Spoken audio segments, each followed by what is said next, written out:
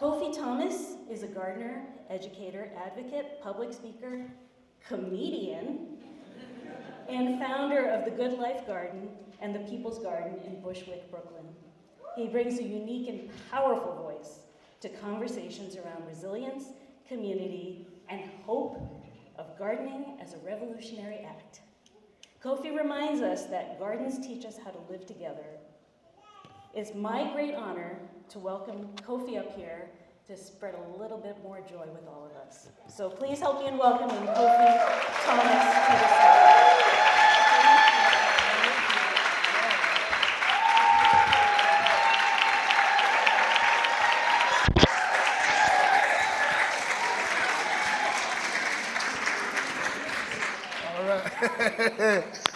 Woo. Hello, and good morning. Hello, everybody. Hello. First, I want to give thanks to BBG for having me. Thanks to Levin family. Thanks to anybody here who's an immigrant or first gen. Clap it up for yourselves for coming on out. Love y'all. And to all of the foundational black folks who built this city. Thank you to all.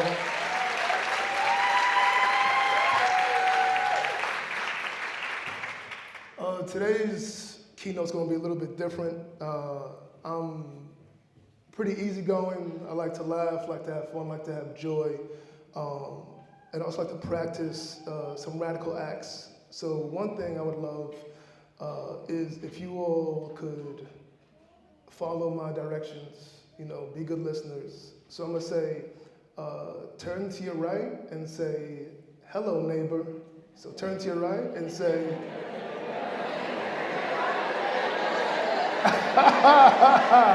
hello, hi? Okay. Ooh, y'all are enthusiastic. Now to your left. Some of y'all jumped ahead, I see you. Now turn to your left and say, hello, neighbor. Say hello, neighbor. All right. Now that is one of our first radical acts of joy today. And I do that with intention. When you say hello, neighbor, you are saying, I see you and I am in connection to you. You are my neighbor. When I say hello, neighbor, I would love for you all to say back to me, hello, neighbor. We ready? Hello, neighbor. Hello, neighbor. Yes, I love that. And throughout this talk, when I say hello, neighbor, you all know to respond? Hello, neighbor. Yes. Okay, this is going to be fun. I'm repping right now for Bushwick, Brooklyn. Yeah, BK in the house. I'm part of a couple of community gardens, the People's Garden and the Good Life Garden.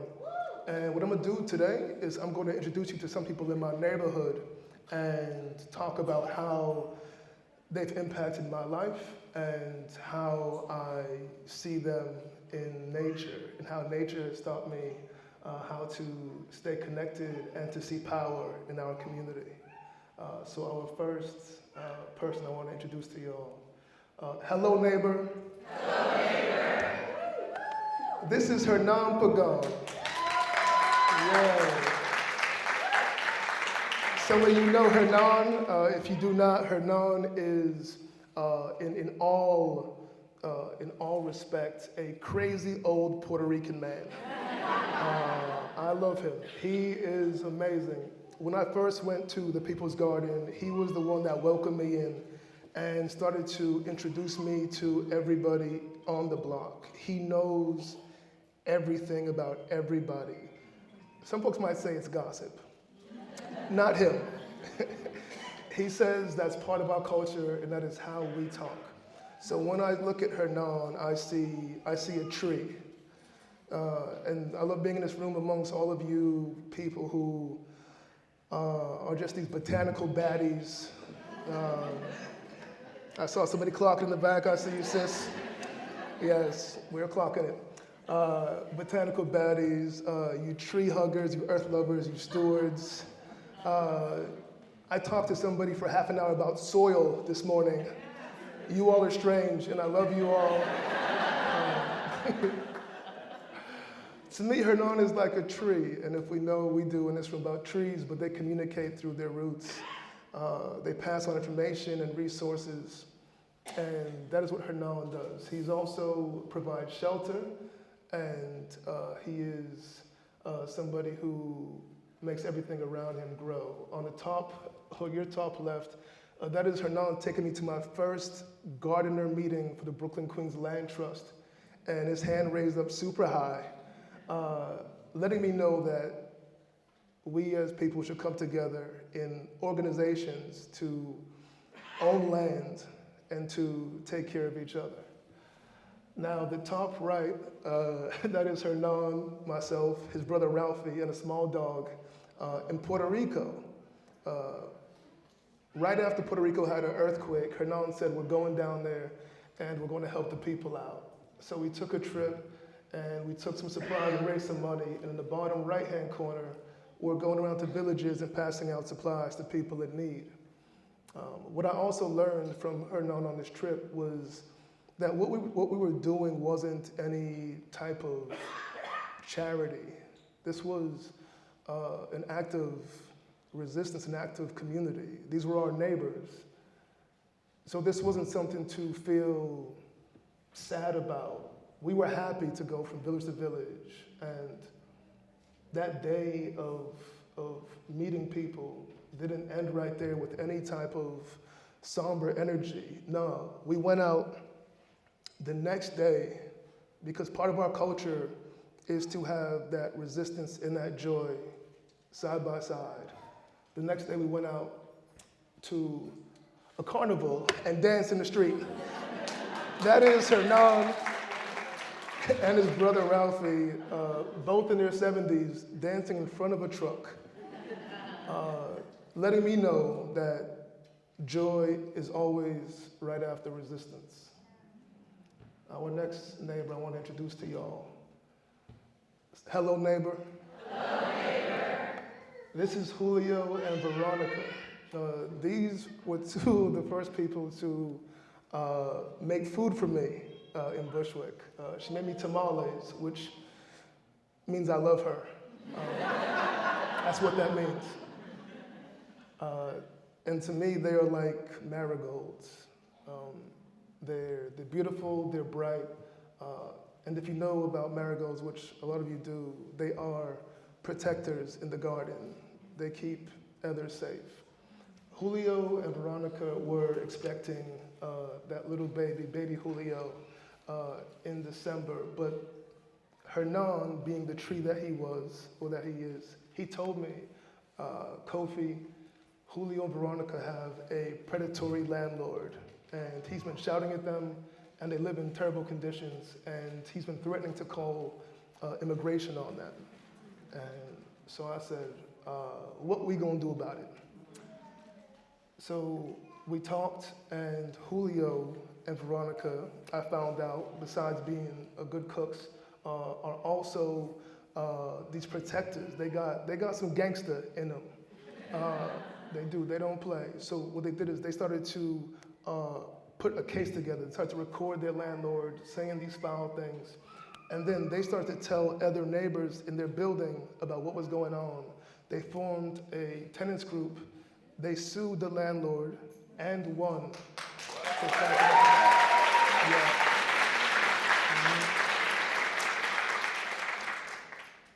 And now that entire building has new landlord up to date, and baby Julio is 8 years old right now. Yeah, he's thriving. And so after that resistance, Julio, with his family, organizes every year one of the biggest Mexican celebrations in Bushwick. Yeah. Every year. We have joy and we have resistance. Now, next neighbor. Can y'all say, hello, neighbor? Hello, neighbor. This is about Irma. Irma, she's not in this picture because she's super shy. But Irma is a tiny little beautiful abuelita. The first 2 months in the garden, she didn't talk to me at all. I didn't know what her deal was, you know. But one day, I did something radical. I said, hello. Yeah, I did. And then she said hello back. And then she gave me a hug. And yeah, that changed everything. So I fell in love with Irma. And Hernan, being Hernan again, that tree, sharing information, he said, hey, you know, Irma is in a women's shelter across the street. And in that shelter, they don't support the women. They're not giving her information to get out of there. So I came back and I sat down with Irma. I asked, what's going on with your housing? And she told me, Irma had lived in Bushwick most of her life. She lost her apartment due to something domestic, and they told her that she'd be in this shelter for 2 months. It had already been a year, and she had no idea when she might get out. I talked to her and I said, well, what can we do? And she told me that there was one woman at the shelter who had helped her a little bit to get her paperwork in order. And that woman's name was Juanita de Jesus, who's right there in that picture. So me not knowing what to do, but knowing that Irma was this beautiful person. Irma, I usually call her like chamomile. If you know chamomile, it's calming, it soothes you. Whenever a woman in the shelter was having a mental issue, they'd go to Irma and sit down by her side. And she'd make them feel calm and make them feel heard. So this woman who did this for everybody else, I wanted to sit and listen to what she had to say, and I wanted to help her. I really wanted to help her, so I called Juanita and I said, hey, can you come by the garden and see if we can do something to get Irma out of there, to get her free. And when Juanita came by, I learned that there was actually many women who felt lost in that shelter. That shelter, they'd have like 10, 12 women to one room. Like so many systems in our city, they're not paid to help, and our most vulnerable are often the ones who bear the brunt of that. So I talked to Juanita, and she came by, and I learned about all these women who were trapped in this system where they had city money but no support and no information on how to get out of there, how to get free. So I asked Juanita if I could hire her, and I hired Juanita to lead a housing workshop twice a week. And it started off with 5 women. And then by the end, there was 40 people coming every week to learn about their rights and how to look for housing. And then they'd go back into the shelter and tell other women how to read their packets. It got to a point where I was buying printers and paper, and we had a full office in the garden, giving people packets. And to this day, I call Juanita. While she was in the garden, we helped 24 women get into permanent housing.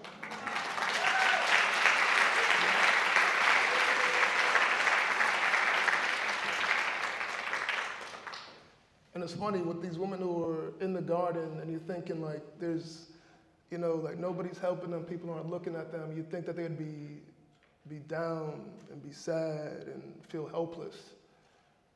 One of the main questions I got during the workshop was, hey, when are we going to have karaoke? I was like, we always find joy. I'll give you all this picture for a little more joy. Last year, Irma got into her own place.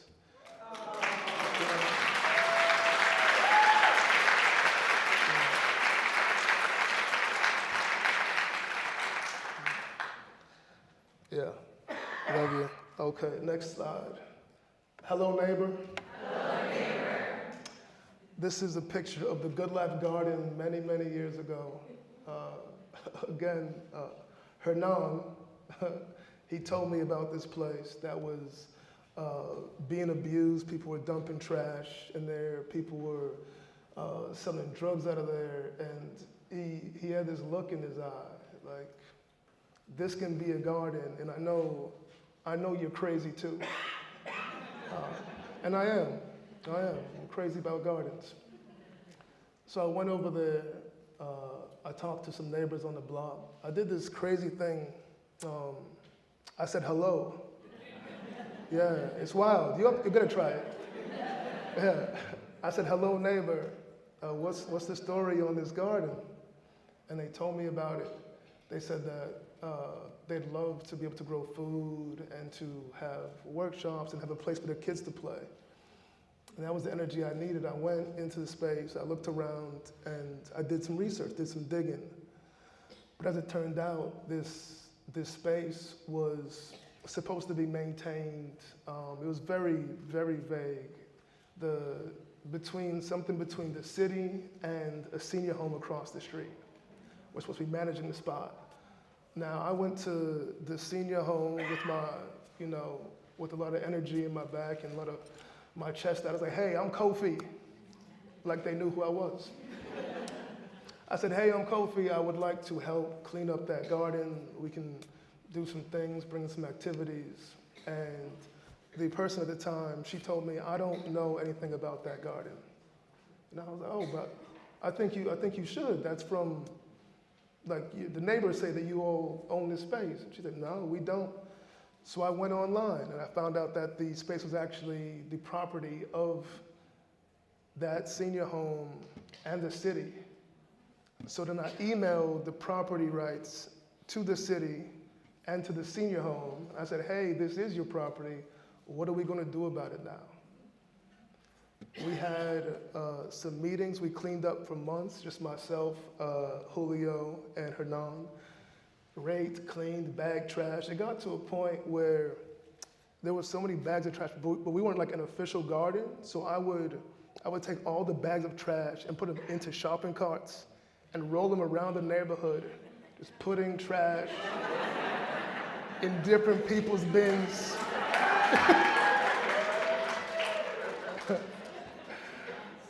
And I laugh at it now, thinking what it must have been like for someone to look out their window and see this big black man with a shopping cart full of trash bags just every Wednesday and Friday.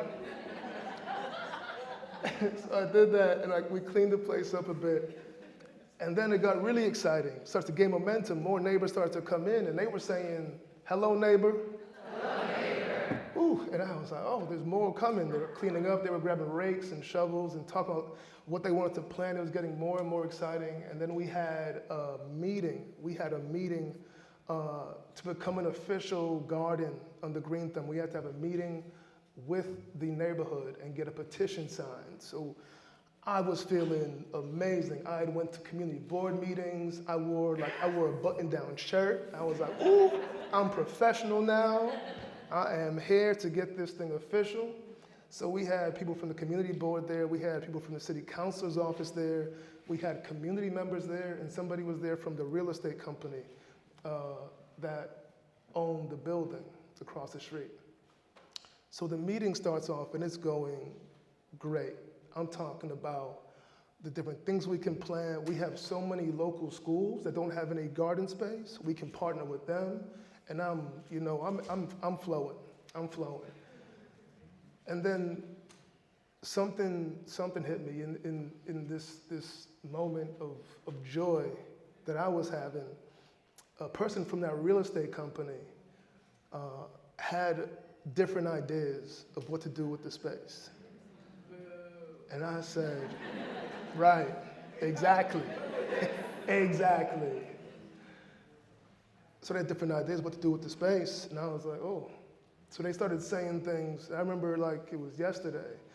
They said, oh, well, and they're looking, the room is full of our elders, right, from the home. Everybody's down there, and they're looking at the elders, and they go, oh, I don't know, do you all really want a garden? Do you?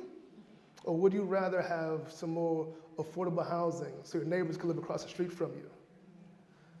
And I was sitting there, and like my family, is Caribbean. So I was like, do I cuss somebody out right now? I'm already sucking my teeth. Do I cuss somebody out? Ooh, you mad? I'm trying to hold it together. And in that moment of my joy, kind of vanishing, one of my neighbors, her name was Maggie, she'd always been super sweet, just kindest woman. I saw a side of her. Maggie said, excuse you? And I was like, I was like, yes, I hear it. Come on, Maggie. I heard that unmistakable New York attitude. Excuse you? Oh, okay. You think you're gonna come in here and talk to us about housing? Affordable for who? Oh, and it changed the whole tone of the meeting. She said, we don't want that and we don't know you.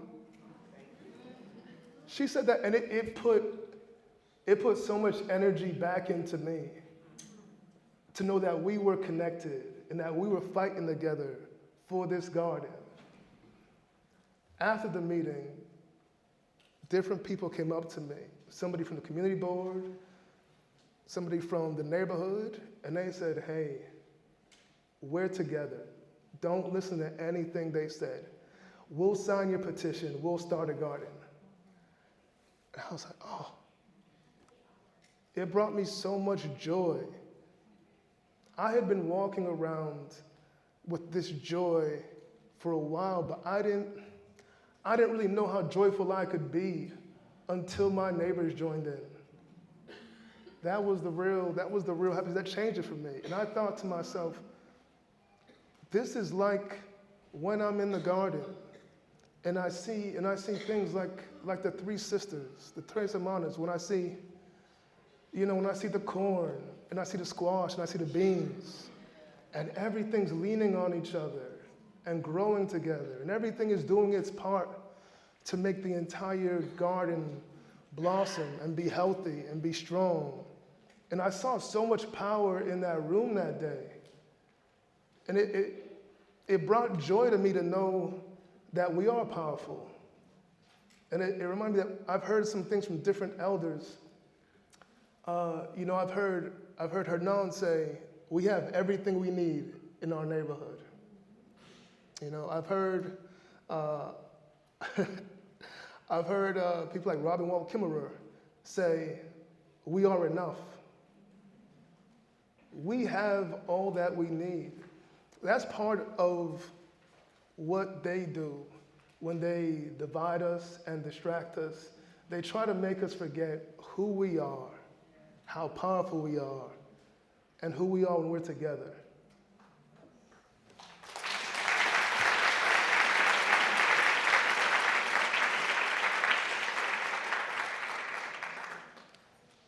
I'm going to show some slides now, and I want to say thank you to everyone who's ever smiled at me, been kind, come into the garden, because what I'm learning, what I'm observing, is that whenever somebody comes by, whether it was Julio or Irma, they're reminding me of who I am. They're reminding me of who we are, of the power, how we are like trees, how we are like the marigolds, how we are like chamomile, how we can be strong for each other. But we can also be healers, and we can also be like mullein and make each other dream. We are like these plants. We are these plants. Where when you look around, I feel like it would help if we all could look inside us and identify, hey, I've got some qualities of that plant in me, or I'm kind of like that flower. And identifying and know those qualities will make us so much more powerful and make us so much more connected. So when people come into the garden, or when I see people walk around these spaces, I smile. I feel that joy because I'm reminded of who we are and who we are when we're together and how beautiful that is. When I see people, I see people, but I also see I see lavender, I see sage, I see wisdom, I see comfort. I see all that in you. I see all the plants when I look around this room. And I see joy. And from this moment of us cleaning up to the moment of that meeting and us fighting to make this garden a reality, that resistance to this system has led to so much joy. I ask all of you to resist, because to resist, for me, to resist is to remember. To resist is to remember who you are. It's to remember who we are. And it's to bring joy back. Joy. Yeah. You see? This is joy. This is what happens when we're together. You hear that? This is joy. This is what joy looks like. We grow food. Yes. We have kids. We have meetings. We have breakdancing festivals. We have our elders. These are the school groups which I have to shout out. These were the first students to ever have a class in our garden. So shout out to them, the Girl Scouts. And then these are the elders that helped to shape me. Merrick Marsden, that's Miss Mamie, and that's Miss Jamaica. Yeah.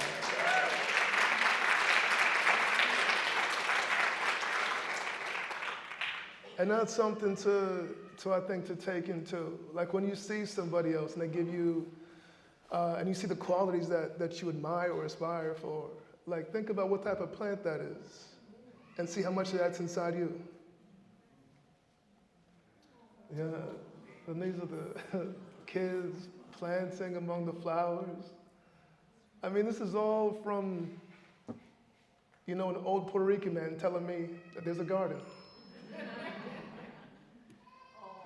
The little ones, and something I think about that brings me more joy is we resist and we fight and we go through all of these meetings and this politics, and it's exhausting.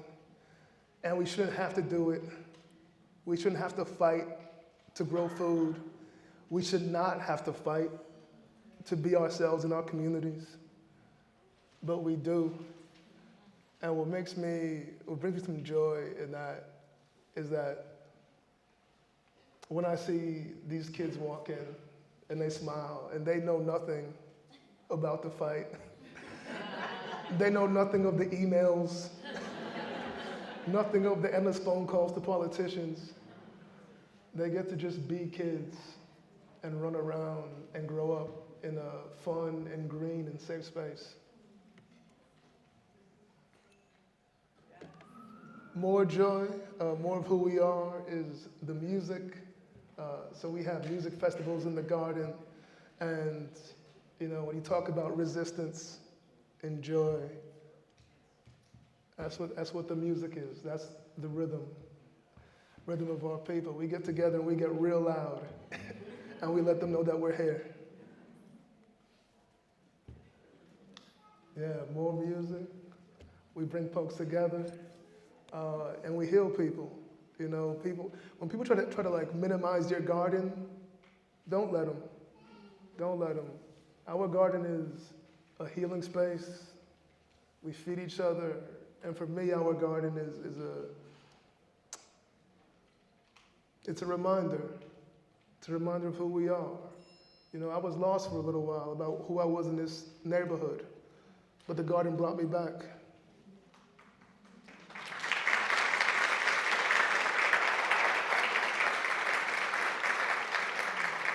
More joy. It's people I love. And that's my family. Yeah. I'm gonna end on this. My family is Caribbean, so I better be sure I say thank you to my friends and family in Boston and Dominica. Thank you. I appreciate y'all. I learned from my mom and my grandma. My mom takes care of everybody she meets, and my grandmother, she used to take care of like all the kids in the village. So that's where I get it from. Yeah, and as a Caribbean person, if you don't say thank you to your elders, you will be in trouble.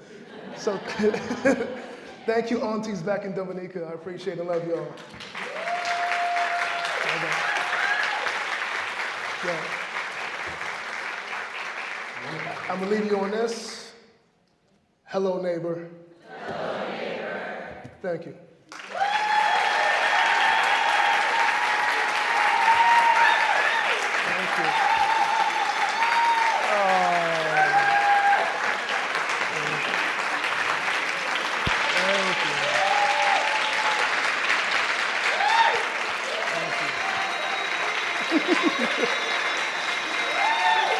Thank you. Thank you. All right.